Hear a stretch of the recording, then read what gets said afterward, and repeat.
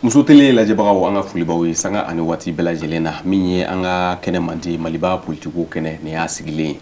bi an ka maa welelen o ye Adam Diko ale ye AJCAD o ɲɛmaa don min ye k'a fɔ masala a bɛna taa fɛn mun kan bi o ye yɛlɛma mun kɛra ni furancɛla fanga sigira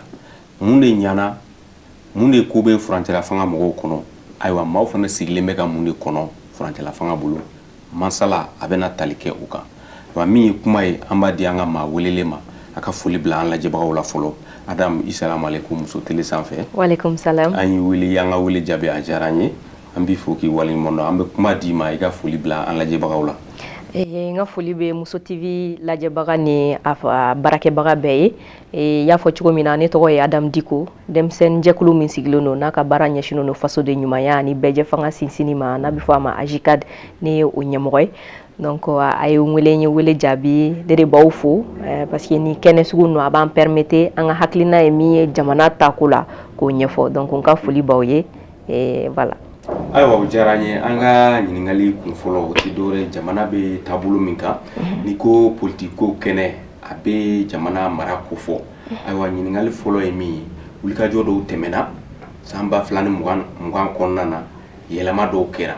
yɛlɛma kɛra mun kama walasa jamanadenw bɛɛ lajɛlen bɛ se ka ayiwa nimisi wasa sɔrɔ a min ye o yɛlɛma kelen an bɛ kalo 5 bɔɲɔgɔnko la nin waati in na ayiwa mun de ɲana o kɔnɔ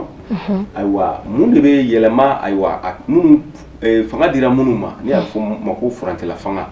mun bɛ olu kɔnɔ baara ɲuman na ka ɲɛsin jamana ma ani maaw fana sigilen bɛ ka mun de kɔnɔ walasa olu bɛ se ka ayiwa mun sabati an b'a ɲininkali daminɛ mun na o de ye k'a fɔ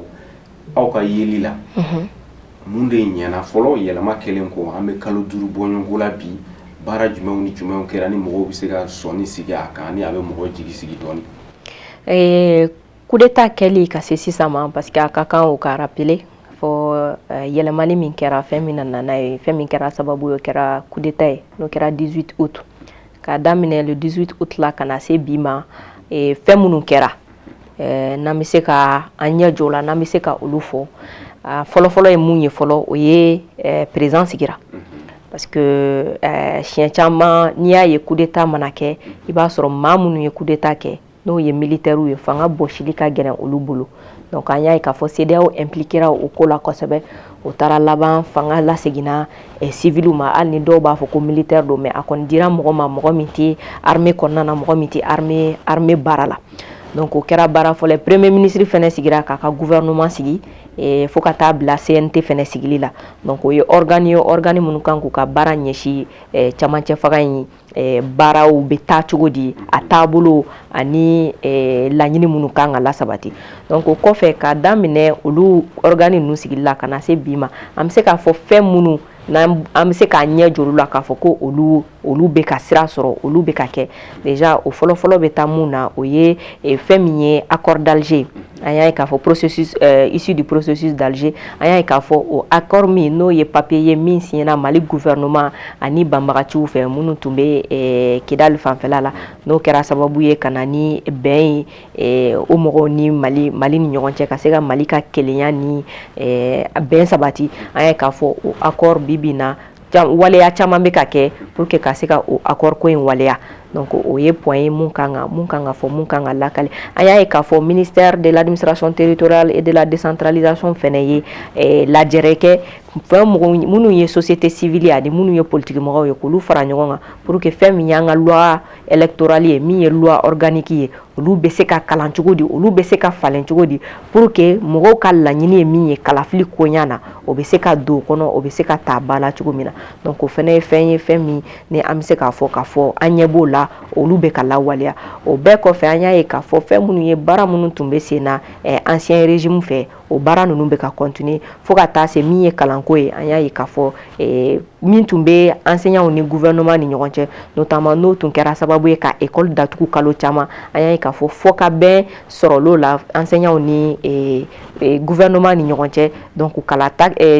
école taara sisan an ɲɛ tɛ grève ko kuma na fɔlɔ donc o ye fɛn minnu ni olu yelen no sisan ni baara bɛ ka kɛ no olu ye ni an bɛ se k'a fɔ o yɔrɔ ninnu na voici fɛn minnu bɛ ka kɛ an ɲɛ bɛ minnu na ayiwa olu cɛma ida sera accord ko ma accord ko in a yɛrɛ la k'a fɔ jamana ɲɛmɔgɔ min yɛrɛ ni tɛgɛnɔbila kɛra la ale ka waati la a ma se ka waleya ale ka waati kɔnɔ dɔw ko a siranna ayiwa ko kɔlɔlɔ dɔw b'a la ayiwa dɔw yɛrɛ ko a tun tɛ fɛ k'a kɛ ayiwa kuma kɔni cayara ayiwa aw ko fasoden ɲumanya ani bɛɛ fanga sabatili aw ye baasi dɔw ye accord in kɔnɔ wa n'a y'a sɔrɔ yɛlɛma dɔw kan ka don a la n'aw hakili bɛ o yɔrɔ la kɛrɛnkɛrɛnnenya wali kelen n'aw ma baasi y'a kɔnɔ ni a bɛ cogoya min na n'a kan ka ta ten cogo ye. An ma baasi ye accord la an ma baasi ye accord la parce que i b'a dɔn an ye min fɔ accord mɔgɔ min ye accord signé n'o ye IBK ye IBK ma se ka accord mise en œuvre kɛ pourquoi déjà il est important k'a fɔ a ye dɔ kɛ a la dɛ a ye dɔ daminɛ a la parce que accord ye processus de mɔgɔ si tɛ yen k'a fɔ i bɛ na k'i bɛ accord ta a bɛ cogo min na i b'a bɛɛ kɛ don kelen accord ye processus de a bɛ taa accord ye sɛbɛn min fɛnɛ ye sɛbɛn min don a kan ka évoluer dans le temps i b'a sɔrɔ accord bɛ signé wagati min na o y'a sɔrɔ rapport de force dɔw bɛ yen nɔ fɛn dɔ bolo bɛ tɔnɔ min ka fɛn dɔ minɛ a bolo mais a bɛ taa ɲɛfɛ accord bɛ évoluer avec le temps maintenant min ye accord ko jɛ i b'a dɔn depuis a daminɛ o kɛra mun ye c'est que accord ma expliquer maliyɛnw ye ka ɲɛ a yirana anw na k'a fɔ ni accord in bɛna na pour que mun ye région du nord ye olu ka se ka développer cogo min na olu ka se ka développer minnu ye région du sud olu sanfɛla ye a yirana na fɛnɛ k'a fɔ ni fɛn min n'a signéna a signéné o bɛ na ni bɛn n'a signéna dɔrɔn o ye bɛn nalen donc a yirana na fɛnɛ k'a fɔ ni papier in signéna a bɛ na ni Mali tilali ye Mali bɛ tila cogo min na ko o de kuma b'a kɔnɔ donc intox min yɛrɛ kun bɛ accord ko kunna rumeur min kun bɛ accord ko kunna o ye dugu minɛ ka tɛmɛ accord yɛrɛ kɔnɔ ko kan fɛn minnu b'a kɔnɔ o ye dugu minɛ ka tɛmɛ ce n'est même pas k'a ma ɲɛfɔ ka ɲɛ information bɔra accord kan minnu tɛ accord kɔnɔ donc a y'a to mɔgɔ caman yɛrɛ ma taa accord yɛrɛ kalan tuguni parce que bɛɛ y'a miiri k'a fɔ i bɛ accord dɔn a yirala na fɛnɛ k'a fɔ i n'a fɔ accord in kɛra fɛn min imposer an kan a ka kan accord ko la contexte dɔw ka fɔ c'est-à-dire accord in kɛra processus de a daminɛna depuis Ouaga ka processus continuer Alger ka n'a signé Bamako accord ma signé Alger accord signé na Bamako de accord signature kɛra solennel processus d'Alger parce que discussion baw yɛrɛ kɛra Alger ɲɔgɔn ye baw kɛra maa minnu kun bɛ taa olu rencontre la o tun ye maliyɛnw ye force vive bɛɛ kun bɛ taa hakili b'a la k'a fɔ délégation min tun bɛ bɔ Mali la ka taa c'était plus de 79 personnes olu de tun bɛ taa ka taa accord discussion na minnu tun bɛ bɔ Mali fan ka taa gouvernement b'a la force vive b'a la hali jeunes tun b'a la conseil national des jeunes de la jeunesse CNJ o tun bɛ délégation na donc olu de taara ka taa accord kuma fɔ fo ka na se a signature ma Bamako donc accord signé ne fɛnɛ accord ti na ni bɛn o accord ye papier di e ni ne bi papier signé o kɔrɔ tɛ k'an bi bɛn o ni fɛn min b'a kɔnɔ ni e ni ne ye o lawaleya o de bɛ se ka na ni bɛn ye o lawaleyali in dɛ o de ma se ka sira sɔrɔ a ɲɛ ma ni fɛn fɛn nana o b'a kɛ dɔɔni gouvernement kɔnɔ jɛlen tɛ groupe armé kɔnɔ jɛlen tɛ fɛn minnu bɛ accord kɔnɔ ni accord ta k'a lajɛ accord tɛ kuma région du nord dɔrɔn kan accord bɛ kuma Mali bɛɛ de kan parce que accord yɛrɛ principe ba yɛrɛ min ye o ye décentralisation poussée n'i ye Mali problème ta k'a lajɛ i b'a ye k'a fɔ an ka problème bɛ décentralisation ye fanga ma segin so bi bi in na n'i b'a fɛ ka école jɔ Kayi a marché bɛ na négocier Bamako de a marché bɛ attribuer Bamako de mɔgɔ min mana t'a la fo ka dɔ de kɛ n'a dɔnbaga min bɛ ministère la f'a ka dɔ di o ma pour que a bɛ marché sɔrɔ accord in b'a to pour que région bɛɛ ka se k'i ka compétence sɔrɔ k'i ka ressources sɔrɔ état ka baara ye mun ye o baaraw bɛ to état bolo notamment n'o ye fɛn min ye par exemple accord b'a fɔ ko min ye principe laïcité ko maga tɛ se ka k'o la mɔgɔ si tɛ se k'a fɔ i bɛ mɔgɔ la ko min ye k'a fɔ i bɛ arme ta k'a fɔ i bɛ fɛn réclamer ko i tɛ se ka o kɛ mɔgɔ si lamariyalen tɛ Mali kɔnɔ tuguni k'a fɔ e bɛ arme ta e mago bɛ fɛn dɔ la ko o ɲini ni arme ye accord b'a jira k'a fɔ fɛn mun ye impunité k'a fɔ mɔgɔ minnu ye fagali kɛ ko o mɔgɔw ka to yen ko o tɛ se ka kɛ o bɛ accord kɔnɔ accord b'a jira k'a fɔ fɛn min ye principe républicain ye k'a fɔ sini an bɛ bɔ république du Mali la an bɛ taa république Azawadi la ou bien an bɛ taa république Kɛnɛdugu la ou bien an bɛ taa ko o tɛ se ka kɛ o bɛ état de bolo fɛn min ye armée l'armée est nationale mon parti si tɛ se k'a fɔ e b'i ka armée dilan armée est nationale fɛn mun ye monnaie k'a fɔ an b'a décider anw bɛ bɔ CFA la anw bɛ don nin na o monopole tɛ maa si bolo o monopole bɛ état de bolo fɛn min ye affaire étrangère ye diplomatie o monopole tɛ maa si bolo monopole bɛ état de bolo o de ye état ka baara ye mais fɛn mun ye PDC kɛ n'o ye programme de développement ye au niveau local o latitude bɛ di région ma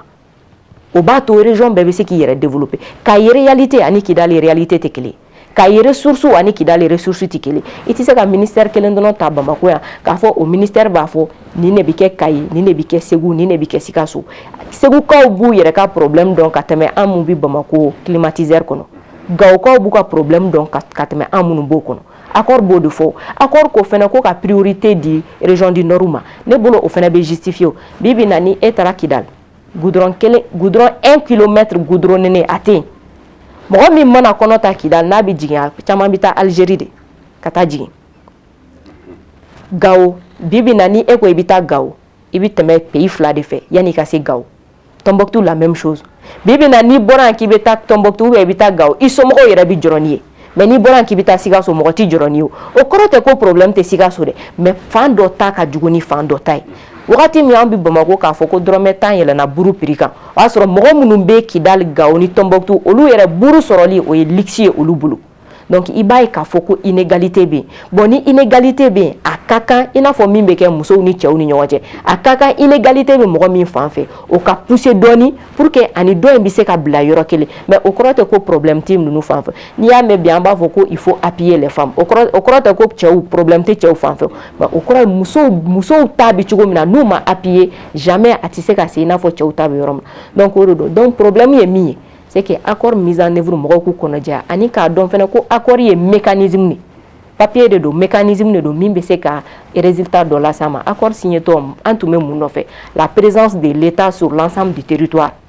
c'est ce qui était recherché parce que État tun tɛ territoire bɛɛ la on a dit il faut la présence de l'État sur l'ensemble du territoire et il faut l'unité du Mali. On avait dit que le Mali est un et indivisible. A wagati an ka discours bɛɛ tun y'o ye parce que o wagati o discours in dɛ o de tun ye problème que le Mali est un et indivisible bibi na o ti problème ye tugunu donc avancé o kɛra accord la mais a ka kan ka accord in minɛ n'a fɔ mécanisme min bɛ se ka an lase bɛɛ ma mais accord tɛna ni bɛn an ka kɛwalew an ka faamuyali cogo an ka baara kɛcogo bɛɛ k'i kɔnɔ jɛya parti saba minnu y'a signé parti saba de y'a signé gouvernement SEMA ani plateforme parti saba bɛɛ k'i kɔnɔ jɛya fɛn mun b'a kɔnɔ u k'o kɛ relecture minnu bɛ ka relecture ko kuma fɔ o jo don parce que n'i y'a ta k'a lajɛ depuis accord ma signé SEMA ko ka relecture kɛ ko parce que fɛnw b'a kɔnɔ olu ma sɔn plateforme ko ka relecture kɛ Mali fɔlɔ de accord signé a wagati fɔ an y'a fɔ n ko a bɛ i n'a fɔ i taara ni muso ye mairie la e y'a signé mais muso ma signé fɔlɔ fɔ n ko mariage ma bɔ an bɛɛ y'o fɔ yan an bɛɛ dɔ fɔ i bɛ kama munna a fɔlɔ y'a signé bon bi bi na o bɛɛ y'a signé an bɛ dɔ fɔ tugun o ye mɔgɔninfin yɛrɛ taabolo ye mɔgɔninfin nata ti fa mais a ka kan fɛn min fɛnɛ signé na o lawaleyali a ka continuer bi bi na n'i y'a ta k'a lajɛ ministrew bɛ taa Kidali ka segin i b'a fɔ foyi tɛ yen fɔlɔ ni ministre kelen tun taara Kidali événement de tun don an bolo an bɔra Musa Mara ka tagali kalama n'i ye bi ta k'a lajɛ i b'a ye k'a fɔ CESA bɛ Kidali o bɛ ka réunion kɛ o y'a siɲɛ fɔlɔ ye comité de suivi ka taa Kidali ka taa nin réunion kɛ Mali drapeau ka flotter diɲɛ Kidali fan bɛɛ o bɛɛ ye avancé n'i ye SEMA mɔgɔw ta k'a lajɛ fɔlɔ minnu tun bɛ yala plateau ni plateau k'a fɔ ko Azawadi bi bi na olu de bɛ yala ni Mali drapeau ye olu de bɛ yala ni Mali maillot ye k'a fɔ maliyɛnw ka bɔ ka équipe nationale supporter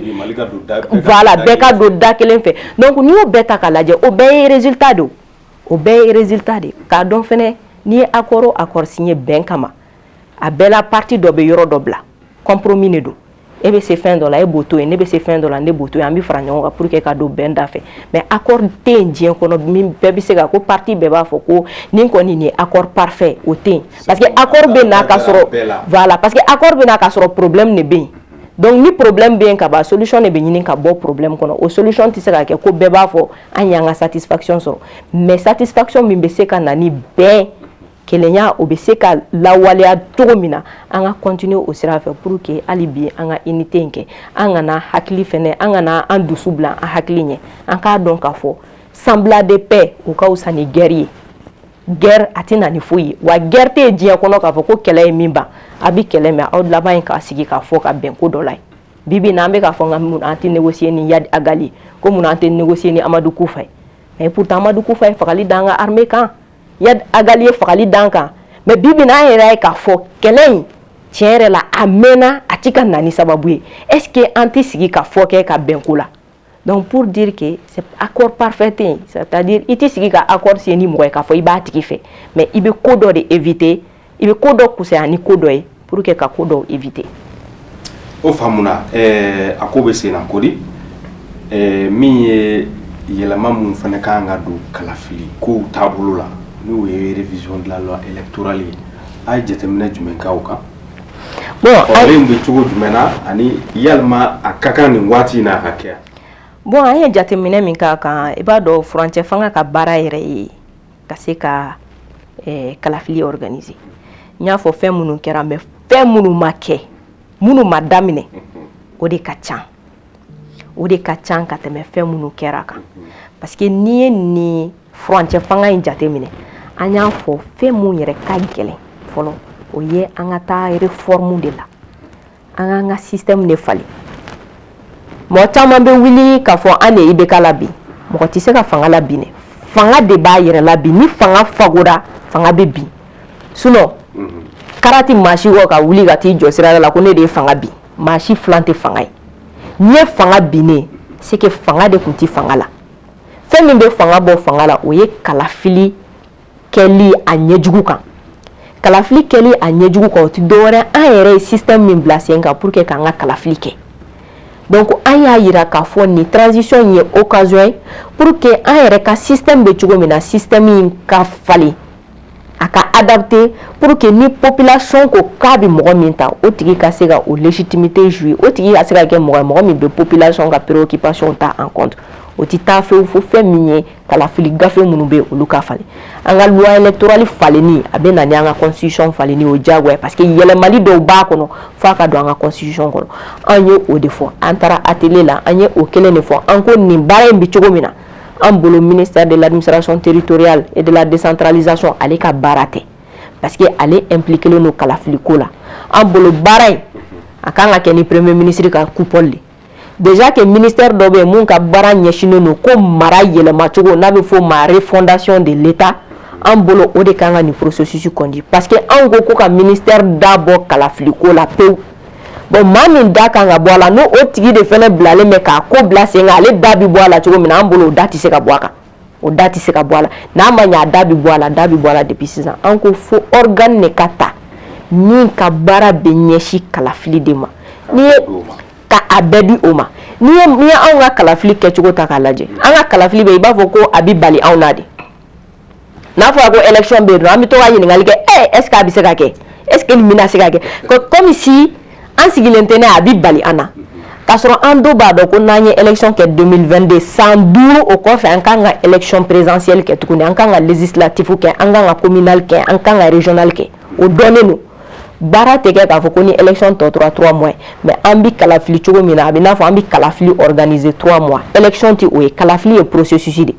fɛn min bɛ kɛ yanni kala ka fili fɛn min bɛ kɛ kala filitɔ ani fɛn min bɛ kɛ ni kalafili tɛmɛna processus de don a tɛ jɔ cycle de don donc ni maa ma bila min ka baara ɲɛsinnen don o dɔnɔ ma a tɛ ɲɛnabɔ ni maa caman fana da donna la o de bɛ to yen kuda ye o ka baara ɲɛsinnen don a ka baara ɲɛsinnen don olu ka baara ɲɛsinnen don kalafili de ma min ye kalafili gafe ye o mɔgɔw kan ka wuli ka t'u tɔgɔ sɛbɛn wagati min mɔgɔw kan ka transfert kɛ wagati min carte d'électeur bɛ bɔ wagati min campagne bɛ dayɛlɛ wagati min candidature bɛ minɛ wagati min élection bi kɛ wagati min contentieux bi kɛ wagati min a bɛɛ olu ka baara ɲɛsinnen don kalafili de ma a cycle fɛnw bɛ yen nɔ fɛnɛ organe b'an ka kalafili kɔnɔna na minnu kan ka bɔ a la n'i y'a ta k'a lajɛ cour constitutionnelle jɔyɔrɔ a man ɲi an ka kalafili kɔnɔna na parce que cour constitutionnelle ye dernier recours ye donc mɔgɔ min ni a ma ɲa e bɛ taa fɔ o ɲɛna o tigi man ka tɛ ka kɛ mɔgɔ fɛnɛ min b'a fɔ ko ni ale y'a bila yɔrɔ min a tɛ bɔ yen ni ne ko ni ne ye résultat di ko résultat ye sans recours ye et que après o résultat ni e ma problème min ye o la k'e bɛna o problème fɔ ne ye donc o tuma ne bɛ segin n ka décision kan ne dun ko ne ka décision ye sans recours ye donc yen yɔrɔ la i b'a ye k'a fɔ ko chevauchement bɛ yen donc a ka kan cour constitutionnelle ka baara ka kɛ contentieux dɔrɔn ye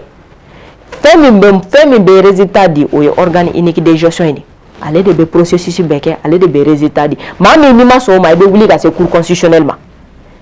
maintenant cour constitutionnelle attaquer mon voilà cour constitutionnelle t'a be que contentieux donné mais fait voilà mais fait miya to ye I seni yo I ministère yo I DG yo ni be kan ga boy ni be ye chakedaw de war bare bi ta ka do ala nga kala fili daka gelen ko jugu kana ye ka fo ko on ye yo sanduro ambe coup d'état la jabu wala bokuma bi cha parce que kala fili jelente ni bara ni chakeda re chara kala fili ko la kala fili war be cha o jagwe kala fili te jeya a te client mo min fana be fanga la o tigi be se ka o organe nu modile akada e chugo na ka kete o la an ko mo foka organe ne blasinga mi me ke organe unique de gestion des élections organe mi na be ke organe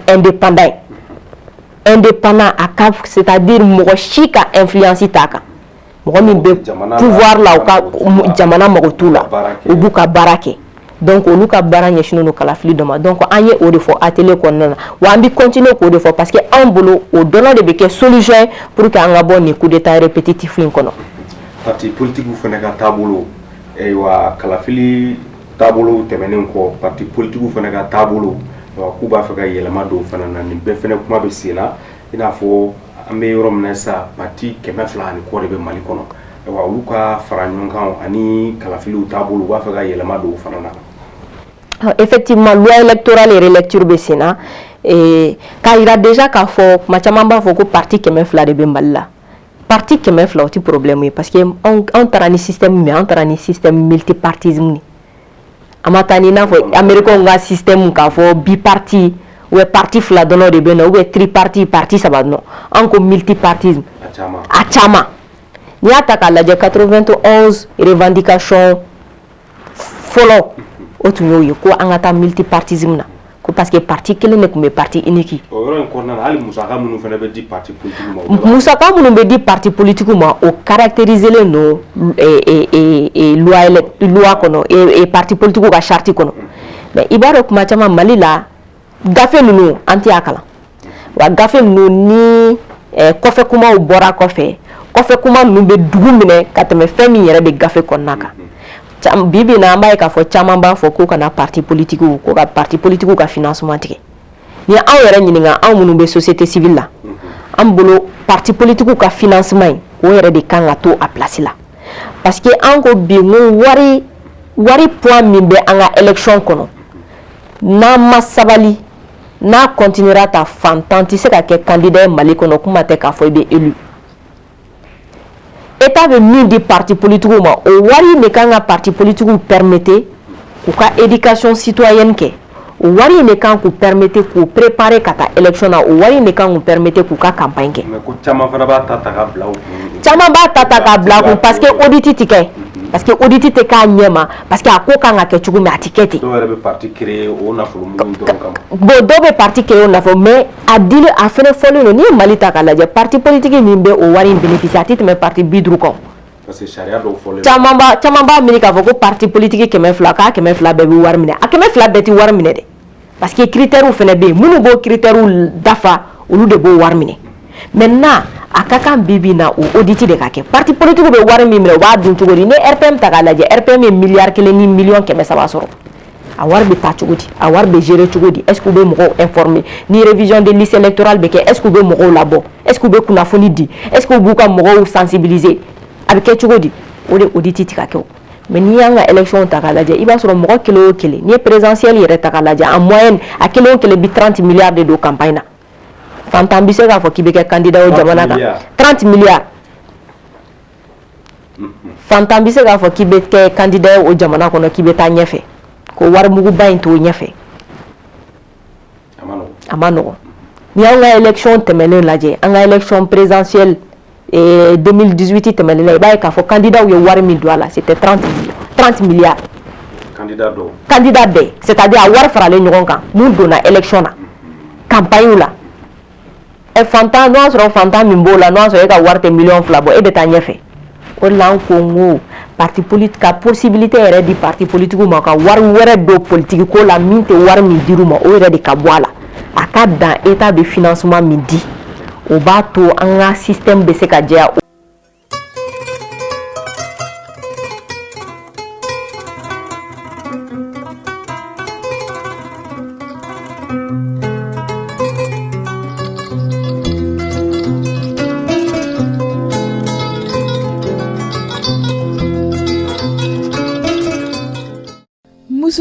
à vos côtés depuis plus d'une année, la première chaîne 100% dédiée à la femme.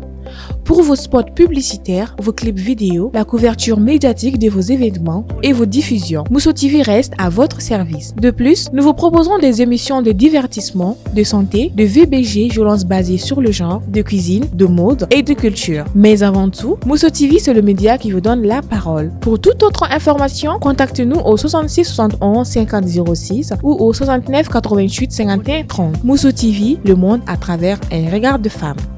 nga nyingali bena se mu masa oye fere munun be ka tike ni wati na ka foko jamana se kura ka do akoro ni oye la refondation de l'état ere bulu aywa o mirina na chugo jume uya ye chugo jume na ka foko jamana ka fondation ka si asi yere le do akoro ka foko be miri ka foko se nyana ma do akoro ni oye refondation de l'état o fene ka nga keni fere jume ere bulu. Déjà kaka faut que refondation de l'état du Mali ote équipe de transition ka haklina nana waklina sore et depuis un certain temps il y a rencontre be organisé Mali kuma mbefo et mi dialogue inclusif dialogue national inclusif Denis insistera consommer fait mi Mali refondation kanga secteur munu concerné Denis ya befo donc au-delà et coup d'état terminé béa faut qu'on ait occasion aux refondation min follow nous pour qu'on atta rapidement aux refondation inka et on en a jusqu'à ce que le ministère créera ministère minka baranye chinono aux refondation ma ou yele maninka mais aka bibi na ka faut depuis gouvernement sigira fo 600 aka gelanga ye anga foko au ministère ka bara fleni ministère e bara mun damine o yeni ni ata kala ministère France la fanga isigilla ka foko ministre mi nga bara nyeshino no yele Mali yere ma jamana yere mara yele Mali ma ko do kera mu yira au département fa ka gele anko anka se quoi ou fo sisa bon ali atelier munu be sina ma atelier bay folomu parce que déjà refondation be keni gafodi kanga fali folo gafe belebele munu bambulo ulu kanga fali gafe nunu fale ni bena ni anga structuration ere yelemani ni Mali takale ni so structure chama ni beno structure do rebe ube fembe kenya uga baraketa bekele ou exister kum bekele mais afla bebe exister afla bebe abem na fulu mugube donc au refondation akanga ke structurally akanga ke constitutionnally akanga ke institutionnally donc o baray ni kanga damle jona o baray na CNT joro babula parce que ni ya takala CNT mbeke na fo Mali croix laboratoire Mali tabulu croix laboratoire ode oye aklino kalabo donc akaka bi o baran nga ke mais anya ka fo ni semaine ni na ni mafili mais premier ministre kanga ka fait de route présenter CNT là ambulo oye bon akanga ke ambolo alibi amake tiere la oye ni wakati ka soro amake ka soro anga transition to e kalotan sabadu doni gerala to e kalotan sabari kalotan saba alibi anta de exactement fait min beke wakati mi fait min be kalotan shegi ibai ka fo abina fo anye kalo duru be perdi tagani nga sigi ni défilé de mode là donc akaka au document parce que au document ne ba yira maliona fait mounye ni équipe de transition ga priorité fait min prévilo no wakati mi akanga ke chugudi ere fondation ko kuma mbega fo abina ke chugudi ere fondation do kanga nyesi election ma nyemi fo no ye ka organe ineki sigi mais bibi na ba me kulisu de kono ko organe sigili atina se ka ke tenter no et tout mais anyeti gafela gafe mi ba yira na ka fo gouvernement ka programme fle ni beke janvier ni meke février ni meke mars ni meke na élection be organisé ta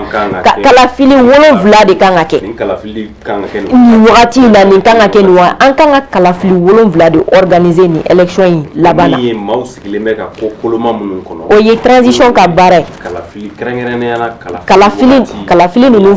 ana jele wa kala fili nunu fera ti saka ke fo yele mani munun fora fo o yele manu kanga kana o yele mani nunu fera pour que o bara nyebla o kanga ke o fene ka soro malion yere ba do ko yele mali bi munake an bɛ k'a fɔ ko constitution kan ka réviser maa si t'a dɔn bi gouvernement kɛlen don ka mun de prévoir constitution révision ko kan a kan ka réviser wagati jumɛn fɛn jumɛn kan ka falen a kɔnɔ jumɛn de stratégie jumɛn de bɛna utiliser Zeyna pour que mɔgɔ minnu y'a tenter k'u b'a réviser n'a ma marché olu ka erreur bɛ se ka corriger cogo di leçon minnu sɔrɔ olu la olu leçon ninnu bɛ se ka appris cogo di pour que Zeyna ta ko corriger fɛn minnu ye élection ye municipal calendrier jumɛn législative calendrier jumɛn régional n'a kan ka kɛ a calendrier jumɛn présidentiel calendrier jumɛn yan'o bɛɛ cɛ référendum kan ka kɛ référendum in bɛna kɛ wagati jumɛn compte tenu de notre situation sécuritaire mesure jumɛn bɛna ta pour que ninnu de ye fɛn ye olu de transition ka baara ye an bɛ fɛn tɔ minnu na olu ye nafila de mais farida o ye nin ye ka taa rapidement nin gafe ninnu yɛlɛmani pour que kalafili ninnu bɛ se ka kɛ transition ka baara ye dɔrɔn ka n'a ka kalafili organiser ka fanga segin équipe légitime ma ni tɔ bɛɛ an bɛ ka fɛn o fɛn kɛ nin m'a fɔ a man ka tɛ ka kɛ dɛ a ka kan parce que an bɛ jamana min kɔnɔ an bɛ crise kɔnɔ fɛn dɔw tɛ se ka bila mais olu ye transition ka nafila ye transition ka farida yɛrɛ ye min ye hali bi o baaraw ma daminɛ. ayiwa o faamuna halisa hukumu kelen kɔnɔ min ye ɲɔgɔn faamubaliyaw ye politiko bunakun kan ani adamadenya yɛrɛ taasiraw kan n'o ye mésentente sociopolitique ye anw sɔnna nin ma anw ma sɔn nin ma politique mɔgɔw yɛrɛ dama bɛ ka ɲɔgɔn sama dɔw fana yɛrɛ dama bɛ ka ɲɔgɔn sama ayiwa ka kɛ ni e ka hakilila ye bɛɛ lajɛlen hakilila ka se ka tugu ɲɔgɔn kɔ walasa an bɛ se ka s'an se yɔrɔ la e bɛ fɛ ka mun de fɔ o yɔrɔ la. O yɔrɔ la ne b'a fɔ k'a fɔ an ye temps ta kojugu i b'a dɔn coup d'état kɛra wagati min o y'a sɔrɔ maliyɛn bɛɛ tun hakilina ye kelen yɛlɛma ka na kow la bɛɛ kun hakilina ye yɛlɛma ka na kow la sisan parce que maliyɛn sigilen bɛ ka yɛlɛma de kɔnɔ muso min bɛ feere kɛ sugu la ale tɛ gafe ko dɔn ale bɛ min dɔn a bɛ fɛn min bila a ka mana tasa kɔnɔ ale b'o de dɔn tomati durula bɛ se ka tomati mugana baara kɛ cogo di dɔrɔmɛ 100 bɛ se k'ale ka na tobi cogo di ale bɛ o de dɔn ale bɛ o yɛlɛma de nɔfɛ wotoro pusela b'a ka yɛlɛma de nɔfɛ radio baarakɛla b'a ka donc bɛɛ kun sigilen don ni yɛlɛma dɔ de a ka ale yɛrɛ ka adamadenya kɔnɔna na ani kɔnɔnagan min b'a la maintenant minnu nana ko bɛ na ni yɛlɛma ye a kun ka kan olu de k'a fɔ mɔgɔw ɲɛna yɛlɛmali sugu min bɛ se ka na parce que an kana ɲɔgɔn nɛgɛ maa si tɛ na k'a fɔ i bɛna bɛɛ ta régler yɔrɔnin kelen a tɛ se ka kɛ an bɛ crise min kɔnɔ parce que an bɛ crise caman de kɔnɔ an bɛ crise sécuritaire kɔnɔ an bɛ crise sociale kɔnɔ an bɛ crise politique kɔnɔ an bɛ crise caman de kɔnɔ en même temps donc maa si tɛ se ka na k'a fɔ e bɛna suko ni dugusɛjɛ cɛ k'i b'a bɛɛ régler mais mɔgɔw dun wulilen don bɛɛ n'i ka attente don bɛɛ ko ale ta de urgent ye bɛɛ ko ale ni enseignant wulila olu ko n'olu ta ma régler sisan dɔrɔn a tɛ ɲɛnabɔ ni dɔgɔtɔrɔ wulila olu ko ni sisan tɛ a tɛ ɲɛnabɔ ni magistrat wulila olu ko ni sisan tɛ a tɛ ɲɛnabɔ ni burufeerelaw wulila olu ko ni sisan tɛ a tɛ ɲɛnabɔ sotaramatigiw bɛɛ ko ale ta ye urgent bɛɛ ko a ta ye priorité bɛɛ dun fana ta ye priorité ye dɛ parce que bɛɛ b'a ka secteur de kɔrɔ a ka kan mɔgɔ minnu tun nana olu de tun ka parti kɛ ni société an bɛ wagati min na nin ye furancɛ fanga de nin ye wagati min ye nin tɛ wagati normal ye bɛɛ n'a ka attente don jamana bɛ dingɛ kɔnɔ an ka jɛ an ka mun bɛ se ka kɛ an k'o kɛ a tɔ ni équipe min nana o bɛ ɲɛsin a ma 91 ATT n'a ka équipe y'o de kɛ ala ka hinɛ a la u y'o de kɛ pacte de bɛ signé ni bɛɛ ye min b'a to bɛɛ b'a dɔn k'a fɔ an ka revendication c'est légitime mais wagati man ɲi mais ni minnu yɛrɛ nana ni olu yɛrɛ m'a yira mɔgɔw la k'a fɔ ko wagati kɛcogo man ɲi olu ma foyi bɔ u ka terrain de vie la olu ma foyi bɔ u sara la olu ma foyi bɔ u ka mobili baw la olu ma foyi bɔ état tun bɛ fɛn min kɛ fo k'a yira mɔgɔw la k'a fɔ ko fɛn bɛɛ normal ye a ka gɛlɛn k'i b'a taa fɔ mɔgɔ tɔw ka se k'a faamu ko nin pouvoir tɛ aw la k'olu ka nin problème régler sisan donc o de pacte in tun kan ka kɛ o pacte in de tun kan ka signer ni mɔgɔw ye pour que revendication sociale minnu bɛ k'olu da parce que équipe de transition tun kan ka dɔn k'a fɔ olu nana période min kɔnɔ olu nana gɛlɛya période kɔnɔ o y'a sɔrɔ bɛɛ wulilen don coup d'état kɛlen maaw donna maaw ma dɔn k'a fɔ k'u ka problème régler la o maaw donna de k'a fɔ ko dɔw nana sisan k'olu ko b'u ka problème régler donc n'u y'o lajɛ tile 3 ni problème ma régler o bɛ bɔ bon hali bi a ka kan équipe de transition ka se ka yɔrɔ saisi ka se ka couche wele un à un ka discuter n'u ye ka mémorandum kɛ min b'a to bɛɛ b'i ta bila kɛrɛfɛ ka nin wagati in ka équipe accompagner pour qu'an bɛ se ka bɔ nin kɔnɔ mais ala k'an kisi ni bɛɛ ko a bɛ wuli ɲɔgɔn fɛ o de bɛna kɛ gɛlɛya ye o wagati de la an bɛna don justification kɔnɔ gouvernement bɛ wuli k'a fɔ a b'a justifier pourquoi aw ka problème ma ɲɛnabɔ pourquoi ninnu ta ɲɛnabɔra bon n'an donn'o kɔnɔ dɔrɔn bɛɛ bɛ wuli charbon feerelaw bɛ wuli tulu feerelaw bɛ wuli bɛɛ bɛ wuli bɛɛ dun fana ta ye légitime ye bɛɛ ta ye priorité donc a ka kan bi bi in na u ka o ko in teliya k'a ɲɛfɔ couche bɛɛ ɲɛna k'an bɛ période min kɔnɔ période de transition don fɛn bɛɛ tɛ se ka ɲɛnabɔ mais olu kɛwale an'u ka fɔta o de kan k'o yira mɔgɔw la n'u ye dɔ bɔ ni bɛɛ jɛra i ka sara fankelen kɔ sisan k'a fɔ ko jamana bɛ dingɛ kɔnɔ je pense que mɔgɔ tɛna kariya k'a fɔ k'i bɛ wuli k'i bɛ taa demande kɛ ko ka dɔ fara i sara kan mais ni ɲɛ b'a la foyi ma bɔ olu yɛrɛ ta la fo dɔ bɛ ka fara o kan ko an ka jɛ an ta kɔ a ka gɛlɛn. ayiwa aw faamuna sisan Adamu Diko i ka kumakuncɛ kuma ani folikanw waati tɛmɛna. ne bɛ kuma min fɔ dɔrɔn o ye hali bi an ka dɔn k'a fɔ jamana bɛ gɛlɛya kɔnɔ fɛn min bɛ ka an ɲini a ka bon n'a ye ala kana to a ka se a ma gɛlɛya min b'an kan n'o ye gɛlɛya sécuritaire ye n'o ye terroristes ye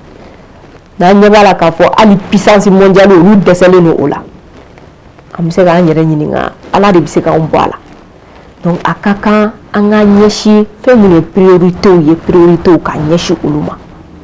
pour que bɛn ni keleya bɛ se ka sabati an ka jamana kɔnɔ cogo min parce que dun ka fa o ye tiɲɛ mais dun ka fa ka sɔrɔ bɛn t'i bolo a ka gɛlɛn dɛ n'i y'a mɛn a bɛ fɔ k'i ka sira bɛ dilan o y'a sɔrɔ bɛn bɛ yen nɔ mɔgɔ entreprise bɛ se ka kariya ka taa k'a fɔ k'a bɛ taa sira dilan donc bɛn an ka ɲɛsin o ma kosɛbɛ min ye équipe de transition ye tiɲɛ yɛrɛ la u bɛ baara mun na u bɛ baara la dɛ mais u bɛ nafulaw de la u k'u ɲɛsin farida ma u k'u ɲɛsin transition ka baara yɛrɛ ma u delilen don u ka calendrier min b'a yira maliyɛnw na k'a fɔ u nana ko 18 mois u tɛ tɛmɛ 18 mois in kan u ka fanga lasegin équipe légitime ma n'u ko u bɛ problème bɛɛ régler hali san 100 u tɛ se k'a régler hali san 100 a tɛ se k'a régler problème bɛ régler dɔɔni dɔɔni mais u kana kɛ i n'a fɔ min taara k'a fɔ k'u b'o ta continuer n'i y'a ye o taara a tun bɛ ka min kɛ o de man ɲi donc n'u nana u ka taabolo falen o de ɲininen n'u fɛ a yira maliyɛn bɛɛ fana na k'a fɔ bɛɛ ka revendication y'o de fɔ c'est légitime c'est prioritaire mais a bɛɛ tɛ se ka ɲɛnabɔ ɲɔgɔn fɛ dɔɔni dɔɔni de don